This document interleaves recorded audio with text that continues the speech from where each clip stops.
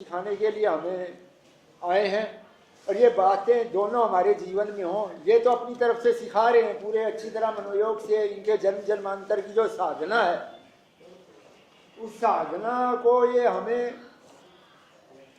3 दिन में तो हम सीख नहीं सकते। ये तो क्या है, ये हमें बार बार लगातार अनेकों बार ये हमें सीखना पड़ेगा। और मैंने वार्तालाप भी किया था कि भाई अपने ये नारनौंद वाले हैं कुलदीप जी से, मैंने कहा था कि भाई ये हमें एक पुस्तक देने के लिए कह रहे थे, वो पुस्तक हमें दे देंगे। और जो सुनील जी हमें सिखा रहे हैं, ये इनके 15 साल की तपस्या नहीं है, जन्म जन्मांतर की तपस्या है। ये हम 3 दिन में उसको प्राप्त नहीं कर सकते। उस पर भी एक पुस्तक के रूप में लिखें, ताकि ये क्या है, हम लिखेंगे भी कितना लिख सकते हैं। आप बोलते जा रहे हो, आप तो ज्ञान का भंडार हो, हम उसको ज़्यादा नहीं लिख सकते। उसको क्या है, अगर आप पुस्तक हमें अपने इस कार्यक्रम की बना के देंगे, उस पर और अच्छी तरह लिखकर हमें देंगे, तो हम इस कार्य को अच्छी तरह हृदय में रखकर औरों को भी बताएंगे और बड़ा काम करने का प्रयास करेंगे। तो ये कुछ भावना है, कुछ बात कर रहे थे, समय तो है नहीं कि भाई संगठन टूटते हैं, ये होता है। हमें ये देखना हम किस मुकाम पे खड़े हैं, हम संगठन के साथ काम करते हैं नहीं करते हैं। एक बस छोटी सी बात, समय चलो थोड़ा कम ही है, एक छोटी सी बात राजीव दीक्षित जी कहकर वो अक्सर कहा करते थे, मैं वाणी को विराम दूंगा।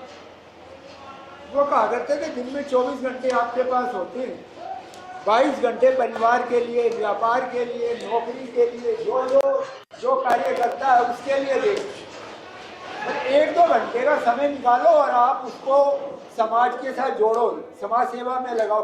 वो गलतियां मत करो जो आपके पूर्वजों ने की।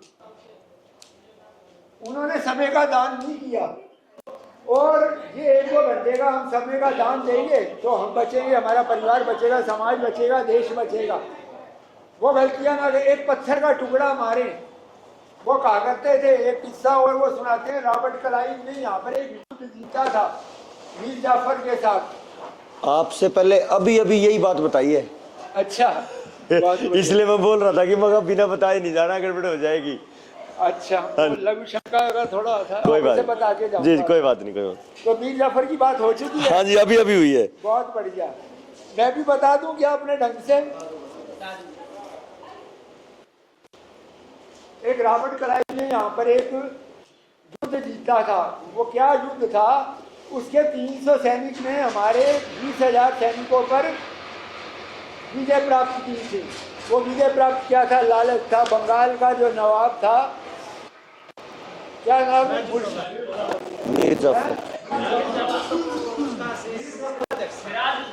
सिराजुद्दौला। मीर जाफर का जो सेनापति था सिराजुद्दौला था, कुछ और था, सिराजुद्दौला था ना। तो सिराजुद्दौला को रॉबर्ट क्लाइव ने जीता था। कैसे जीता था, उनको लालच दिया गया था कि हमें आपने युद्ध जिता दिया तो बंगाल का नवाब हम आपको बना देंगे। तो वो मीर जाफर को कहा था। सिराजुद्दौला वो था, राजा था, मीर जाफर सेनापति था। मीर जाफर को ये लालच दिया गया था कि अगर आपने हमारा साथ दिया तो हम आपको बंगाल का नवाब बना देंगे। तो मीर जाफर ने कहा कि मुझे करना क्या होगा वहां पर, जो हम 20,000 सैनिक हैं और आप 300 है, और भारत का एक सैनिक 5 अंग्रेजों को मारने में सक्षम था। इतने भारत के जो सैनिक थे बहादुर थे। तो हमें करना क्या होगा। तो अंग्रेजों ने कहा कुछ नहीं करना होगा, आप आत्मसमर्पण कर देना, बस इतना ही कर देना, बाकी काम हमारा। वो आत्मसमर्पण कर देते हैं और वो सभी सैनिकों के हथियार, हमारे 20,000 सैनिकों के हथियार इकट्ठे करके उनको ले जाते हैं और 15-20 दिन भूखा रखती है।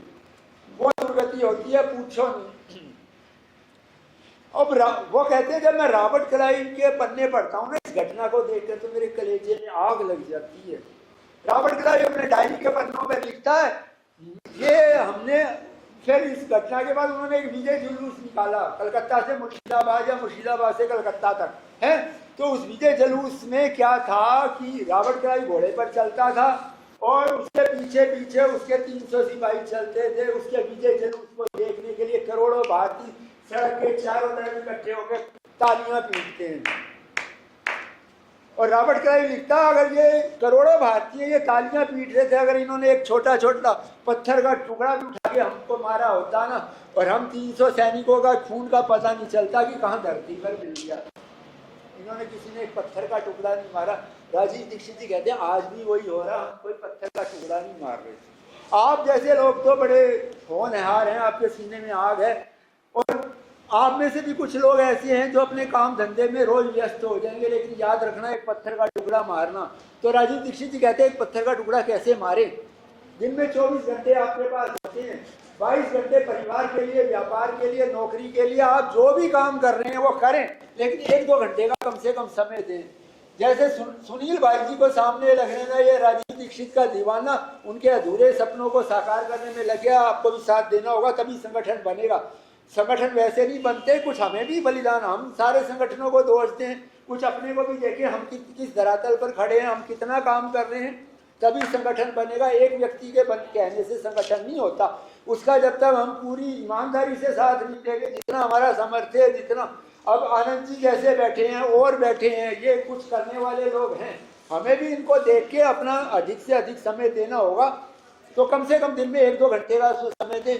मैं भी क्या करता हूँ, रोज शायद कोई दिन ऐसा जाता है मैं राजीव दीक्षित के बारे में नए लोगों को ना बताता हूँ, शायद ही दिन में 2, 4, 5 जो भी लोग मिलते मैं बताता हूँ, मैं किसी को छोड़ता नहीं। मैं क्या कहता हूँ कि भाई ऐसा आपने राजीव दीक्षित का नाम सुना, कोई कहता सुना, कोई कहता नहीं सुना, मैं फिर बताता हूँ भाई ये वो नौजवान है जिसने देश के लिए अपनी वैज्ञानिक की नौकरी छोड़ दी, 5 प्रधानमंत्री इकट्ठे बैठ के जिसका प्रवचन सुन चुके हैं, और उन 5 को ये नौजवान डांट रहा कि भाई आपने इतनी पंचवर्षीय योजना बनाई देश राष्ट्र के लिए, इससे देश का विकास तो हुआ नहीं, ये पैसा कहाँ गया।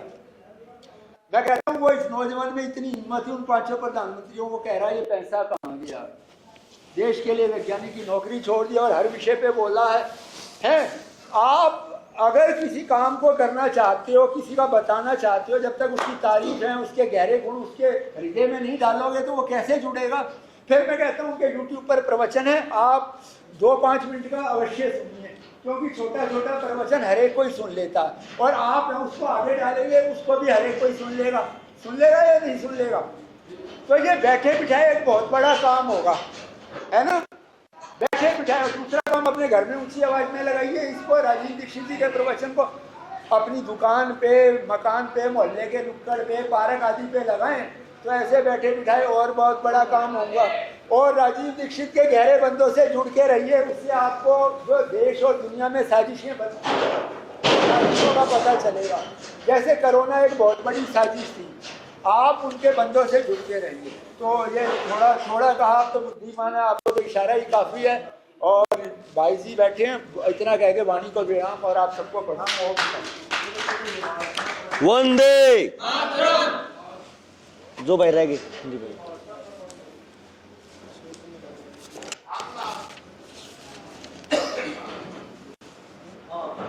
राम राम सारे भाई, मेरा नाम सुनील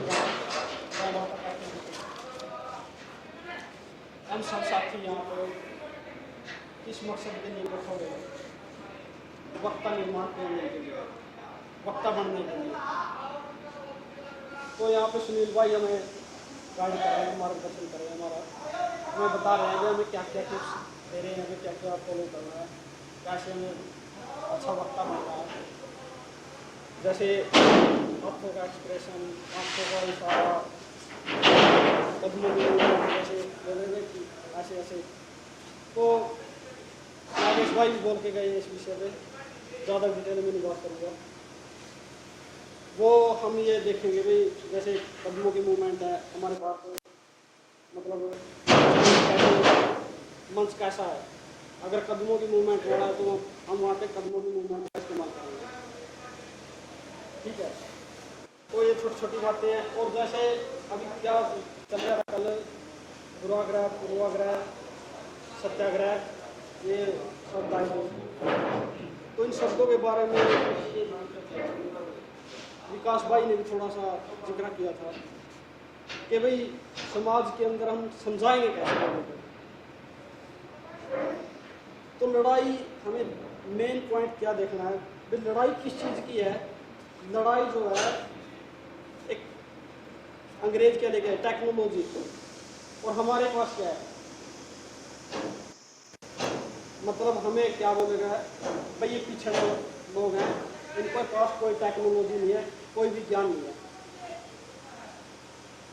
अगर हम अपनी पुरानी परंपरा को फॉलो करते हुए कोई ऐसी टेक्नोलॉजी डेवलप करते हैं, जैसे फोन चल रहे हैं अभी, दो इकट्ठे ना बैठो। हाँ, जैसे अभी फोन की टेक्नोलॉजी चली हुई है, वह हम लोगों से फोन का मतलब यूज कैसे छुड़वाएंगे? ऐसे ऐसे विषयों पे आपसे चर्चा करनी पड़ेगी। तो सारे प्रबुद्ध लोग बैठे हैं, ऐसी ऐसी बातों पर चर्चा करके हमें कोई ऐसी टेक्नोलॉजी डेवलप करनी चाहिए। मेरा तो ये सुझाव है भाई, हम अंग्रेजों की टेक्नोलॉजी को टक्कर दे सकें। धन्यवाद। भारत माता की जय।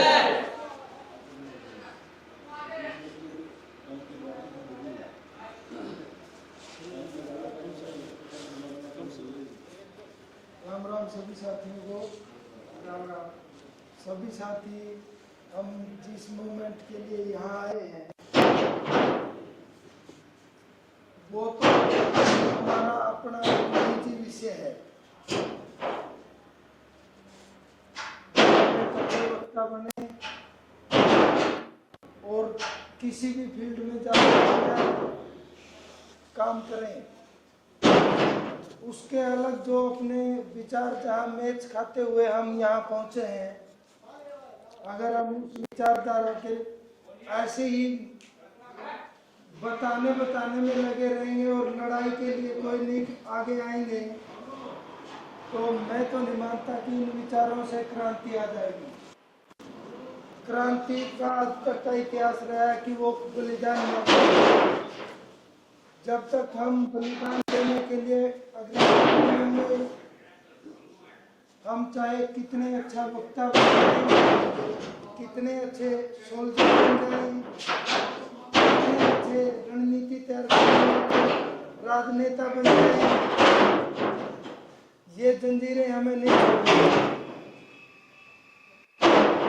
तो ये समझाते हुए अपनी वाणी को कहता हूँ कि आप इस मंथन पर जरूर पहुँचे जिंदगी में कि हमें किस तरह से अपने दुश्मनों को ढेर करना है। अपने दम पर, कोई साथी साथ देने वाला नहीं है। हम एक दूसरे से विचार करके मिलकर, हो सकता है हम 2 साल 5 साल 10 साल तक एक साथ रहेंगे, लेकिन मरते समय तक नहीं साथ रहेंगे। जहाँ हम रहेंगे वहाँ कौन साथ होगा, ये कोई टाइम नहीं है हमारा कि हमारे जो निजी हैं वही हमारे साथ हैं। अगर हम इस लड़ाई में आगे बढ़ना चाहते हैं तो अपनी जगह पर जिस तरह अपने को लड़ना है वो लड़ाई भी साथ में सीखें। मैं ये नहीं कह रहा कि हम अपने विचारों से लड़ें, नहीं, हम अपने बल से भी जीत सकते हैं, हम अपनी बुद्धि से भी जीत सकते हैं, हम अपने विवेक से भी जीत सकते हैं। वो रणनीति हमारी बुद्धि में सभी के मंथन करने से पैदा होंगी और ऐसी ही सभाएं करने से पैदा होंगी। ये सभाएं भी जरूरी हैं। और बाकी आप टाइम बहुत है, समझना बहुत कुछ है। मैं अपनी वाणी को विराम देता हूँ, फिर टाइम मिलेगा फिर बात करेंगे। जिंदाबाद। सारे भाई आ गए ना?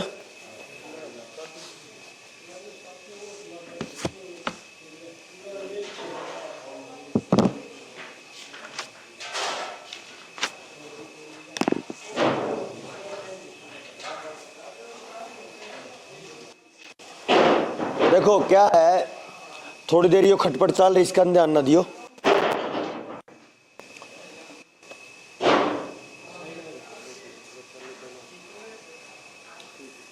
आ गई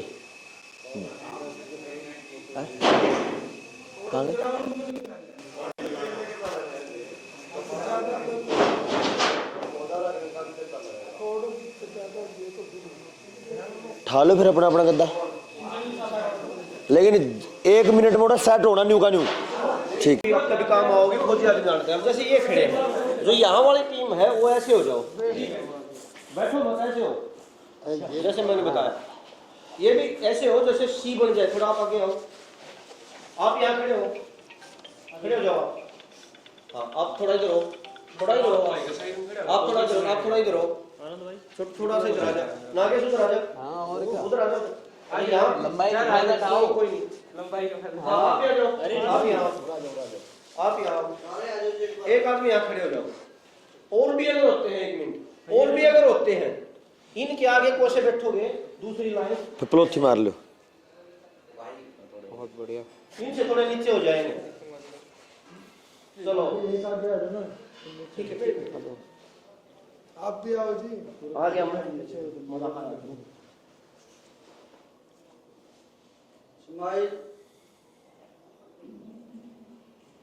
ऐसे ही रहना चाहिए। आप भी आ जाओ भाई, आपका रहेगा। सारे आ जाओ, इधर आ जाओ। अरे ना आ जाओ सारे आ जाओ। और भाई कमल भाई ये फोन उनको दे दो और आप भी आ जाओ। चौकड़ी मार लो। समय को भी बताना सीखो। उठ गए। कोई नहीं, कोई नहीं। भारत माता की जय, भारत माता की जय, वंदे मातरम, वंदे मातरम, इनकलाब जिंदाबाद, इनकलाब जिंदाबाद। ईब खिंचवा ले, खिंचवा मत। कमल भाई ईब खींचिए एक फोटो। ठीक है, ईब करवा, ईब करा भाई। जो गाड़ी खड़ी है उन्हें देखियो एक बार, बाहर पीछा करियो। सचिन जी ने भी एक बहुत बढ़िया बात कही थी कि एक उम्र होती है चीजों को सीखने की। एक छोटी सी बात मैंने भी कहीं पे सुनी है कि भाई एक सफल वक्ता बनने के लिए ना सबसे पहले हमें एक अच्छा श्रोता होना जरूरी है। जब तक हम किसी वक्ता को सुनेंगे नहीं ध्यान से, तब तक हम श्रोता की असली अर्थ क्या है उसको समझ नहीं पाएंगे। तो मैं इतना ही कहूंगा भाई, अधूरा ज्ञान कई बार हानिकारक होता है। जिस भी मुद्दे पे आप समाज में जाएं, पहले उस विषय को अच्छे से समझें, ताकि आप जो संदेश समाज में लेके जा रहे हैं आप उसको अच्छे से उनके बीच में रख पाएं। इतना कह के मैं अपनी वाणी को विराम देता हूँ। भाई शरण है, राम राम जी। मेरा नाम अंकित है भाई, नरवाना से हूँ। और जो कल के आने के बाद बहुत अच्छा महसूस है।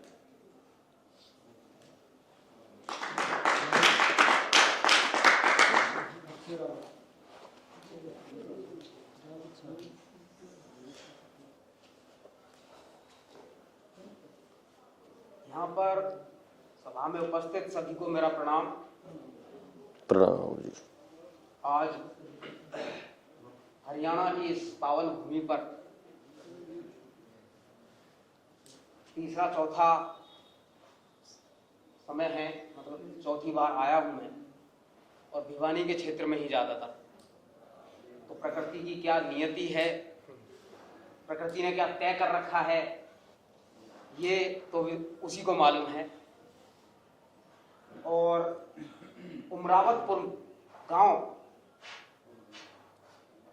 की आज इस पावन भूमि पर गुरुजी की पाठशाला, इतना पावन स्थल, हम सभी दूर दराज से आए सभी साथी एकत्रित हुए हैं यहाँ। ये बहुत बड़े सौभाग्य की बात है। और जो भी आयोजन करता है, यहाँ के मैनेजमेंट को संभालने वाले हैं, उनका सर्वप्रथम हम धन्यवाद करना चाहते हैं। और सबसे बड़ी जो बात है वो बात ये मन को बहुत दिन से खलल महसूस होती रही कि भाई हमारे इस भारतवर्ष में इतना महान ज्ञान, वेद, पुराण, रामायण, गीता, शास्त्र, इतने तपस्वी ऋषि, और ये मानो वीर क्रांतिकारी शहीद और महापुरुषों की लाइन लगी हो जिस भूमि पर, वहां इतने लंबे समय के बाद, इतना सब कुछ होने के बाद ऐसी स्थिति क्यों उत्पन्न हो गई, ये सबसे बड़ा सोचने की बात है। उससे बड़े सोचने की बात यह है कि जो व्यक्ति जागरूक हैं, जिन्हें यह मालूम है कि ऐसा कुछ चल रहा है समाज में, उसके बाद भी लगातार ऐसे वीर क्रांतिकारी, ऐसे जाबाज, ऐसे लोग हमारे बीच में आकर चले गए जिन्होंने समाज को देने के लिए अपने जीवन को निछावर कर दिया, ज्ञान दे दिया, अपना तनो जान दे दी। परंतु ऐसी बीच में क्या स्थिति आ जाती है कि कुछ दूर हम चलते हैं बहुत अच्छे, और वहां से बीच से वो जो कंटिन्यूटी है वो टूट जाती है। उसका कारण सबसे अधिक अंतर आत्मा को झंझोड़ने का काम करता है।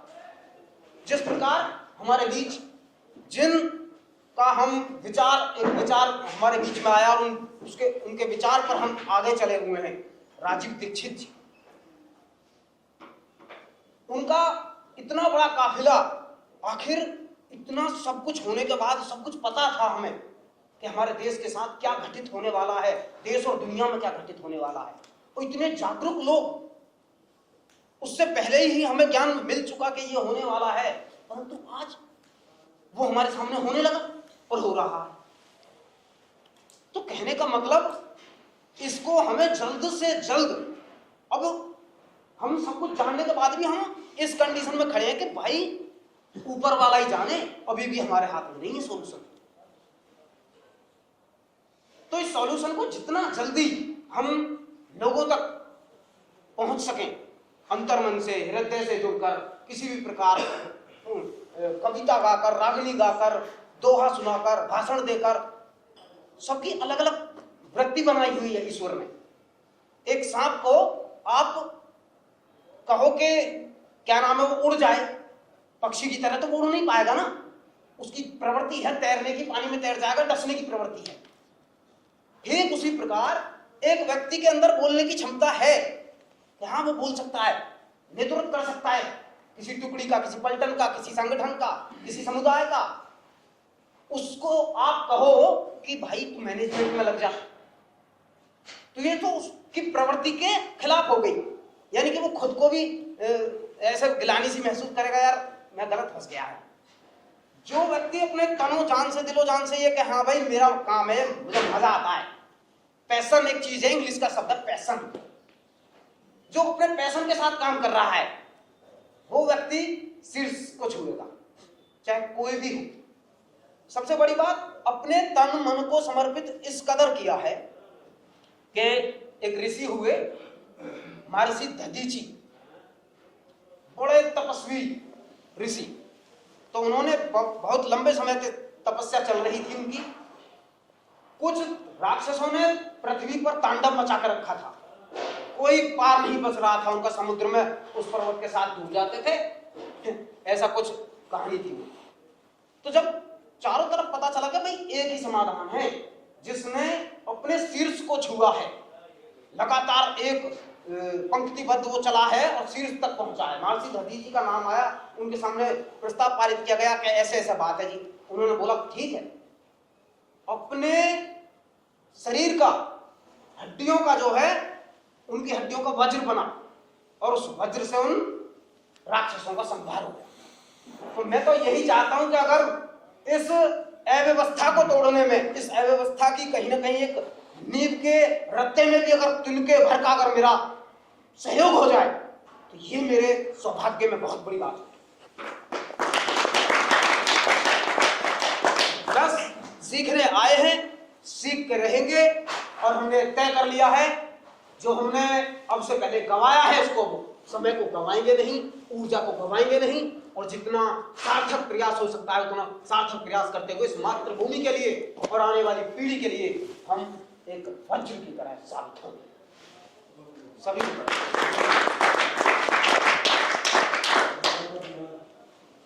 कल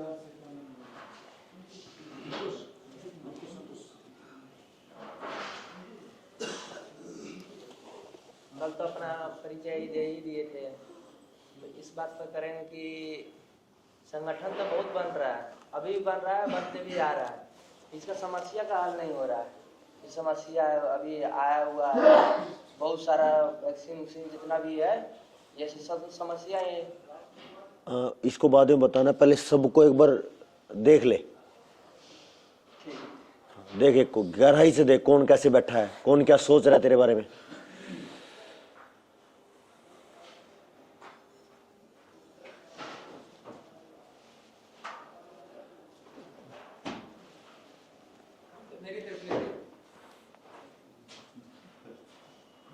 ऐसा ना बोले देख लूंगा, हाँ ऐसे ही। अब एक को नहीं सिखाना, सबको सिखा, सबको बताना है। नहीं बोल रहे, समस्या तो अभी भी है लेकिन समाधान नहीं हो रहा। बहुत सारा संगठन अथी बन रहा है, अभी भी बन रहा है, कोई अच्छी धर्म पर बना रहा है, कोई अच्छी राजी दीक्षित पर भी बना है। राजी दीक्षित जितना अभी छोड़ के गए थे, वो बहुत आदमी थे ऐसा कि कर सकते थे लेकिन किए नहीं अभी तक गए। तो वही चलते हम भी आए हैं सीखने के लिए, वही सोच रहे हैं कि सीख के जितना भी हो सके उतना हम काम कर सके। और ज्ञान तो लेते ही रहना है, क्या ज्ञान का अनंत नहीं होता है, कभी भी खत्म नहीं होता। ज्ञान जितना लोगे उतना अच्छा रहेगा, उतना अच्छा दे पाओगे। यही चलते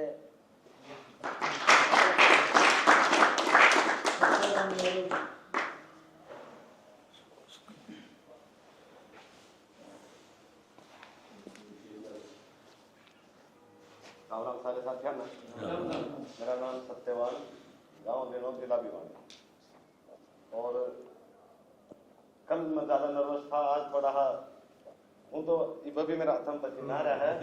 और जो मेरा नंबर नजदीक आओ था तो थोड़ा और घबराहट से होती था। एक मौका दे खुदा नाश्ता कर दिए, सारे थोड़े रिलैक्स थे, मैं भी रिलैक्स था। क्यों ना सत्यवान तू खड़ा होकर बोलना शुरू कर। वाह जी वाह। और ये जो मेरा भाई का नंबर आया नहीं तो मेरा मन हो रही कि तना खड़ा होना पड़ेगा, तो थोड़ा बाकी हाँ थोड़ा लगेगा टेन थोड़ा और बाकी देख जाओ। धन्यवाद। वो आ गया।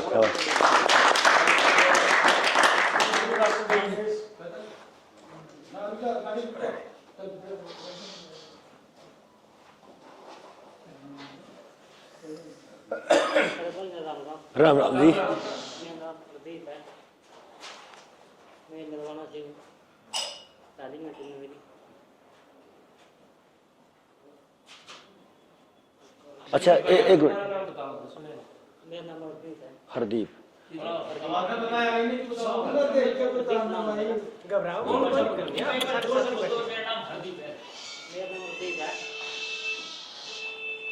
अच्छा यार ये गणे जने पूछेंगे नहीं फिर और गड़बड़ होगी। अच्छा एक मिनट, अपनी जिंदगी का कोई सा किस्सा जो हंसी मजाक का ना साहस कैसा बता सका है? डब्बी समझ के बता दे।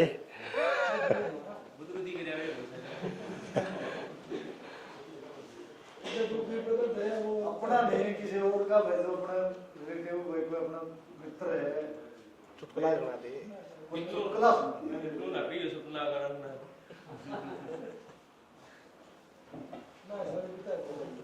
नहीं, इतना नहीं, इतना नहीं। चल एक बारी न देख जा कितना के दाने हैं इनमें। एक ने देखिए इसमें ध्यान है, पता नहीं लगता कि इसके भीतर के चल रहा।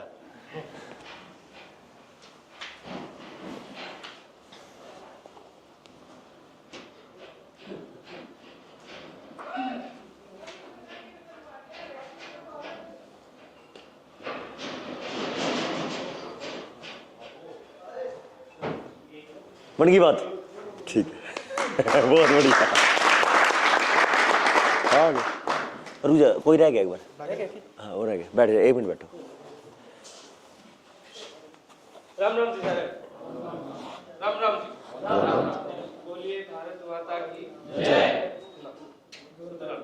बोलिए भारत माता की जय। जब बोलिए भारत माता की जय। नहीं एक बार तो उसका जरूर देखो ना एक बार मैं आराम से बोलो तो फिर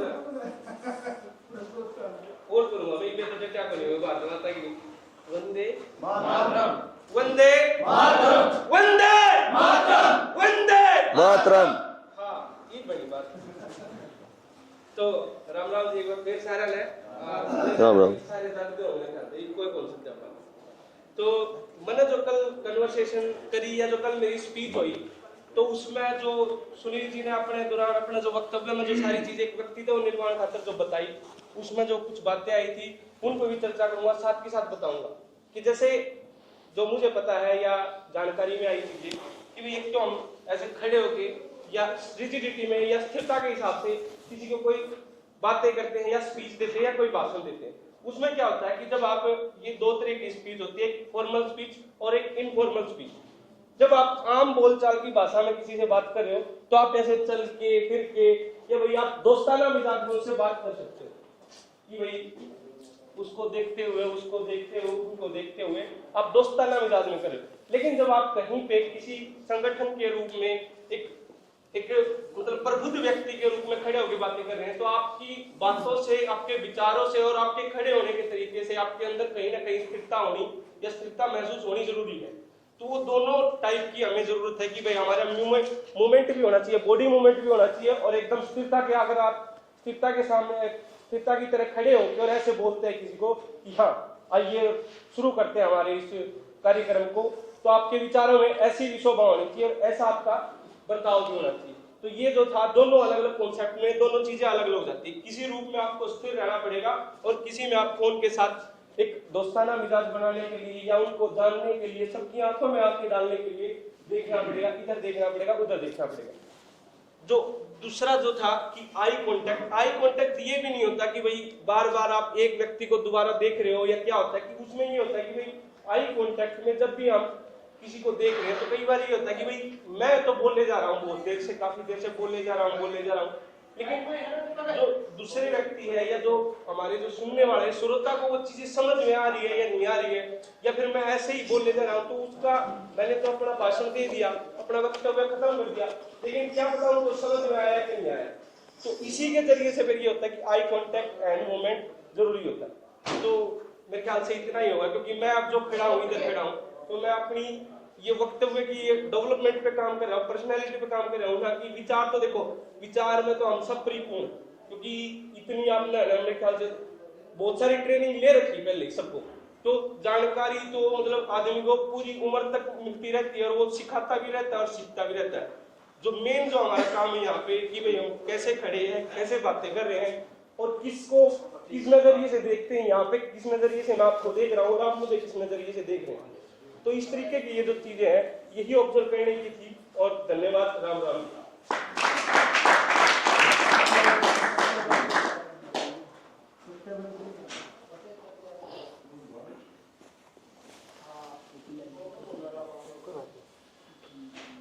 साथियों को वंदे मातरम। मेरा नाम सुखविंदर सिंह है, मैं फतेहाबाद जिला गांव विकेट से हूँ। कल आपके लिए नहीं आ सका, इसके लिए क्षमा करता हूँ। मैं बात करना चाह रहा हूँ रॉबर्ट क्लाइव के ऊपर। आपने शायद पढ़ा हो रॉबर्ट क्लाइव को, नहीं पढ़ा हो मुझे नहीं पता, लेकिन पिछले काफ़ी सालों से मीटिंगों में जा रहे हैं तो एक चीज़ देखने को मिलती है, फोन खोलता है जब वो चीज़ दिखती है ना, मैं देखता हूँ मीटिंगों के अंदर, तो मेरे को क्या होता है, मैंने जब रॉबर्ट क्लाइव को पढ़ा तो उसने जब मीर जाफर सिराजुद्दौला के साथ कलकत्ता में पहली बार उसने युद्ध लड़ा तो उसमें हमारा एक गद्दार मीर जाफर उसके साथ मिल गया, जिस कारण से उसने युद्ध जीत लिया। तो वो अपनी डायरी में लिखता है कि जब मैं युद्ध जीतने के बाद महल तक जा रहा था तो उसका जो महल का और वहाँ का फासला था लगभग 4-5 किलोमीटर का था। तो बोला जब मेरे 500 सैनिक और मैं घोड़ों पर बैठे हुए, अपनी डायरी में लिखता है वो ये शब्द, हम जा रहे हैं महल की तरफ बढ़ रहे थे तो दोनों तरफ भारतीय खड़े थे लाइन लगा के, जिसमें बच्चे भी थे, महिलाएं भी थी, सब थे। तो वो उस टाइम बोला मैं इतना डरा हुआ था, लिख रहा है अपनी डायरी के अंदर, इतना डरा हुआ था, मैं ये सोच रहा था कि अगर इनमें से अगर एक बच्चे ने छोटा सा कंकर उठा के मेरी तरफ मार दिया तो शायद हमारा 500 साथियों समेत यहाँ पे एक बाल भी नहीं बचेगा, हम कुचले जाएंगे। लेकिन हम लोग इतने मूर्ख भारतीय हैं कि वो तालियां आज तक भी, वो दोनों तरफ खड़े भारतीय उस टाइम तालियां बजा रहे थे। वो दुश्मन जंग जीत के हमारे को गुलाम करने की योजना से महल की तरफ बढ़ रहा था, और आज तक वो तालियां 250 साल हो गए बंद नहीं हुई। तालियां कौन बजाता है? जब हम रैली कर रहे होंगे, सामने भीड़ इकट्ठी होगी, उनका काम है तालियां बजाना, हमारा काम तालियां बजाना नहीं है। हम इस देश को नया नेतृत्व देने के लिए यहाँ इकट्ठे हो रहे हैं, तालियां बजाने के लिए इकट्ठे हो रहे हैं। ये पिछले 3 साल से मैं मीटिंग में देखता आ रहा हूं, छोटी सी बात होती है उस पर तालियां बजाते हैं। आपने नोट किया हो, किसान आंदोलन हुआ, नाड़ नीची कर दी, तानाशाह की कैसे करी, एक भी उस पीछे की स्पीच लो, कहीं भी कोई क्लैपिंग होती दिखी मंच के ऊपर सिखों की? क्योंकि उनके अंदर एक मर्यादा है। क्या मर्यादा है? वो जयकारा देते हैं, कभी ताली नहीं बजाते जहाँ कहीं आप। तो आज से एक प्रण लो कि जब भी कोई भी साथी यहाँ से बोले, उसकी बात अच्छी लगती है, जयकारा छोड़ो, जयकारा बना लो, ताली नहीं कोई बजाएगा। जब मैं जहाँ भी ताली बजती है मेरा खून खोलता है, मैं कहा आज वो रॉबर्ट क्लाइव की आत्मा हंसती होगी, विशाले भारतीय है, ये अभी तक नहीं सुधरे, इनके हाथ में पत्थर नहीं आया और आना भी नहीं, ये हालात रहे। तो जब तक हमारे हाथ में पत्थर आएगा, जब व्यवस्था को ये तालियां बजाते रहेंगे तो हम तालियां बजाते रहेंगे, हम बजा लिए, हमारे बच्चे बजा लेंगे।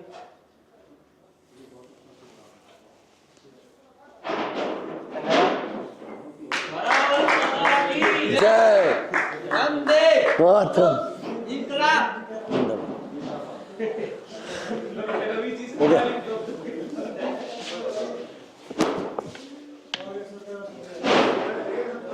नहीं जी, आप बाहर चले गए बिना पूछे, ये तो ठीक नहीं है।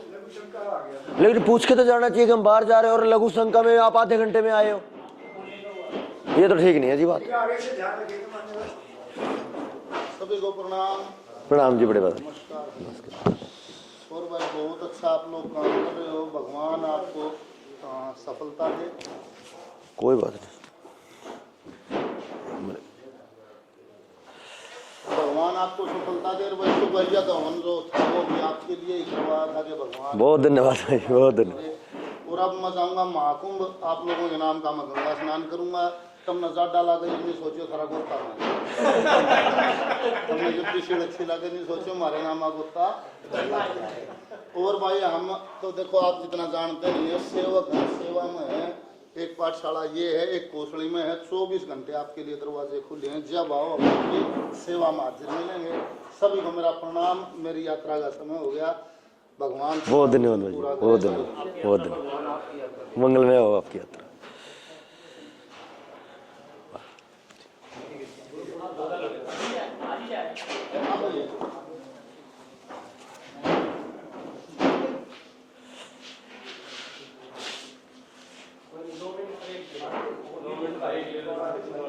हाँ, किसी ने फोटो खिंचवाना है जैसे भी 2 मिनट, कोई दिक्कत नहीं है। अरे वो रे कैमरा लेना है।